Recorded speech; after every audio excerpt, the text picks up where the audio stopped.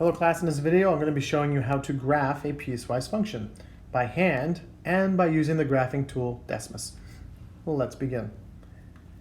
Okay, so this is the same piecewise function that we worked with in the previous video, and there are two pieces. The first equation is the square root of the quantity x plus 4, and here's the domain highlighted in green. And the second equation is negative x plus 3, and here's its domain highlighted in blue.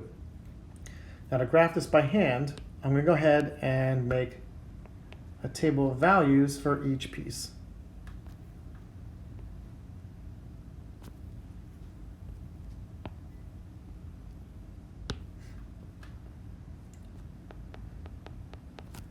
Okay, now even though the first equation, the domain does not include negative 4, I'm still going to write it in the table, and I'm also going to write the 0.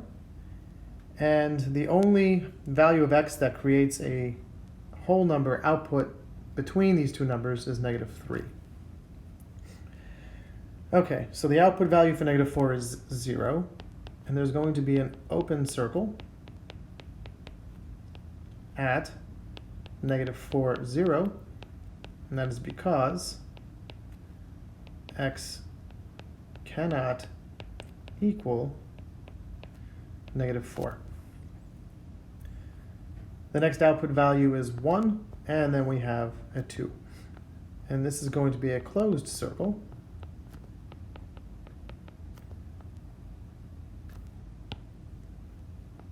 At 0, 2, and that is because x can equal 0.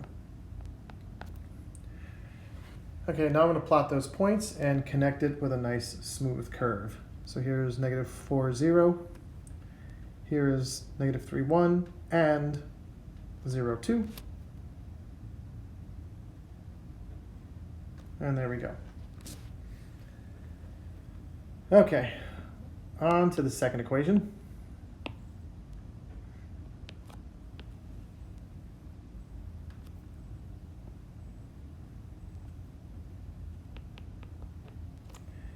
And even though the domain does not include 0, I'm going to include 0 in the table.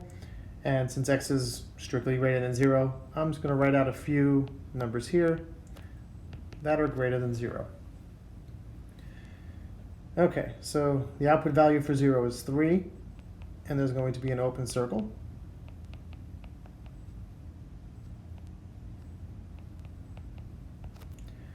Then we have 2, 1, 0, and this pattern continues forever. So this is going to be a line whose x-intercept is 3, 0, and whose slope is negative 1.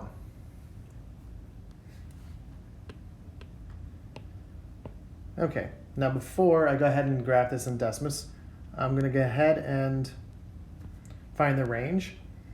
And if you recall, the range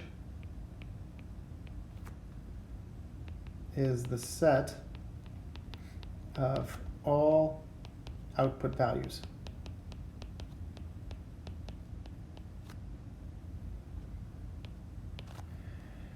Okay, so in this case, the largest output value would have been a 3, but since there's an open circle there, we can't include positive 3 in the range, and the graph travels down forever.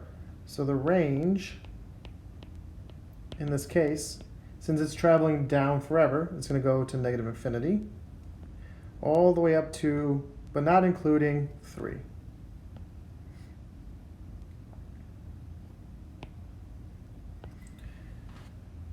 Okay. Now we are ready to graph this piecewise function in Decimas just to see if we got it correct.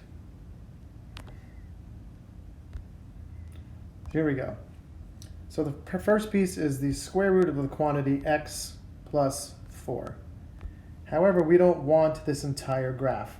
All we want is the sections that are greater than negative 4 but less than or equal to 0. So what I'm going to do is I'm going to hit the ABC button, find the brace, or the little squiggly brace here, I'm going to type in -4 is less than x, which is less than or equal to 0. And notice that the piece you want is displayed on Decimas. Now, to get the endpoints, what I'm going to do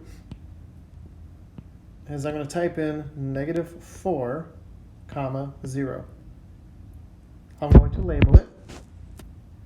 And right now, the circle is closed and it's blue. So what you're going to do is you're going to hit the cog that you see at the very top here. This cog next to the double arrows pointing to the left. And I'm going to tap on the blue circle. I'm going to make it red. And I'm going to make it open. Next, I'm going to place a point at 2, 0. No, sorry, not 2, 0, 0, 2. I'm going to label it. And again, since this coordinate's not red, I'm going to hit the cog, hit the green button, and make it red.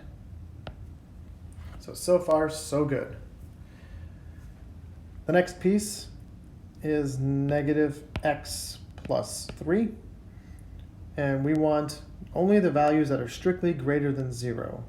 So only the domain values that are strictly greater than 0. So I'm going to hit the ABC, hit the squiggly brace. We want x is strictly greater than 0.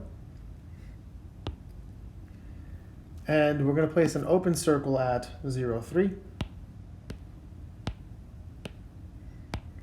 We're going to label it, and since it's not purple and open, I'm going to hit the cog, hit the black button there, make it purple, and make it open.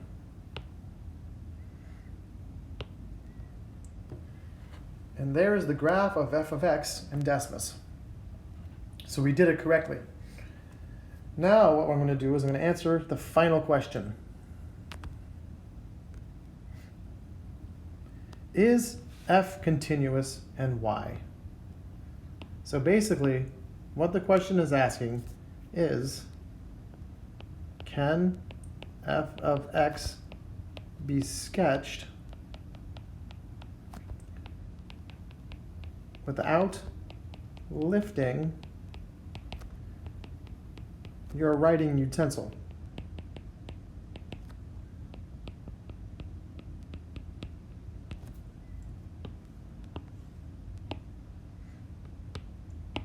So let's take a look. I'm actually going to say no, because if we take a look at where x is equal to 0, so here's the horizontal axis x, and the vertical axis y. So when x is equal to 0, there's a break in the graph. It kind of jumps up to the open circle 0, 3. So in this case, we're going to say no, f of x is not continuous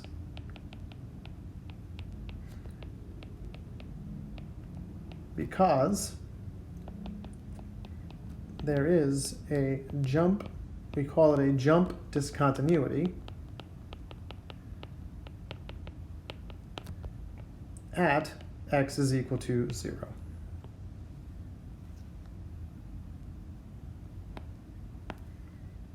And we are done.